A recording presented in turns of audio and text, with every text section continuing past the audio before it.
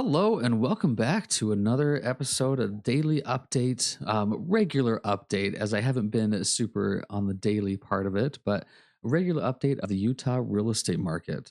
So let's jump into a few different things we've kind of been diving into. How many homes are available on the market right now in Utah? So we're at 13,379. Now, this is there are three different MLS things in Utah. We've got one in the Salt Lake in Utah County, and really it covers the whole Utah, really. But there is a Park City MLS, and there is a St. George or Washington County MLS. So some of the homes in Utah might not be put onto this MLS. This one that kind of covers, the Wasatch Front, but really all of Utah. But there, I would say the majority of homes, even if they are in Park City or if they are in St. George, I would say the majority of them list them on both. If they are in those areas, they put them on the Washington County one, but then they also put it on the this one, which is the Wasatch Front MLS. And so anyway, so you're seeing this number, which is I say all of Utah, but there's probably a few that maybe aren't on here that are on just those other MLSs. But anyway, we'll keep going into it. So because today's October 2nd, we are on a Thursday. So I missed yesterday's, but I wanted to, in the last 2 days, how many homes are on the market?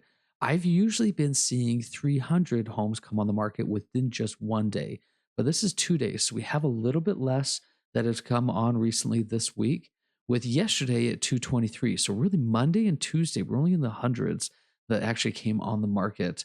But then we have, yesterday about 223. So that's kind of just a little bit lower than average that I've seen. And so that kind of reduces, some homes have closed over this end of October.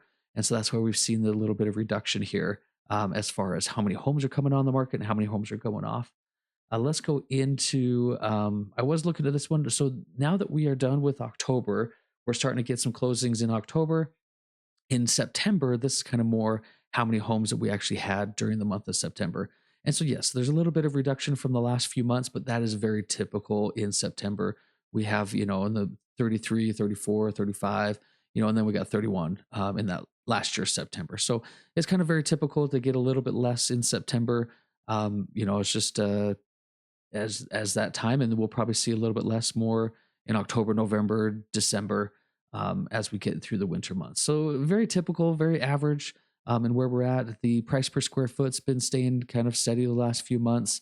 The average purchase price has dropped a little bit here, but not terribly. Like we're still kind of within that realm. It spiked up. I mean, not spiked up, but went up a little bit this summer, and then kind of back down a little bit. Obviously, this 517 is not one to look at. We only have 94 homes in the last 2 days, so let's not stress about October just yet, or not look into October just yet. So this is one that is just a daily. Okay, over the last month, what's really been happening? So we got average home days on market 64. We're looking at in the last month how many sales happened, and so we got 3,175. Where that's just a little bit different than from the whole time of September, but pretty similar with that because we just looked at that number there.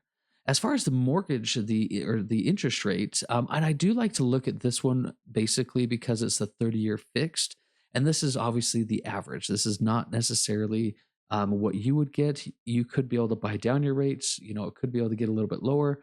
There's different programs or other things depending on your situation. The VA, if you're at a VA, FHA or VA, like those things are different as well. Those things can, on average, be a little bit lower.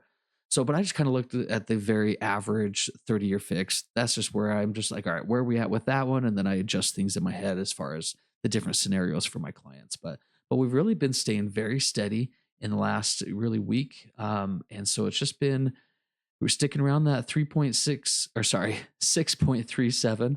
I don't think I really have dyslexia, but there's chances that I get numbers mixed up every once in a while. But anyway, hopefully this is helpful for you in your decision making. Feel free to be able to reach out if you guys have any questions.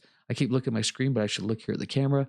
Feel free to reach out with any questions, anything I can be able to help you guys out with. If you're looking for a home in Utah, looking to buy or sell, be able to help you out. If you're looking for investments, whatever you guys are needing, feel free to reach out at any time. Have a great day.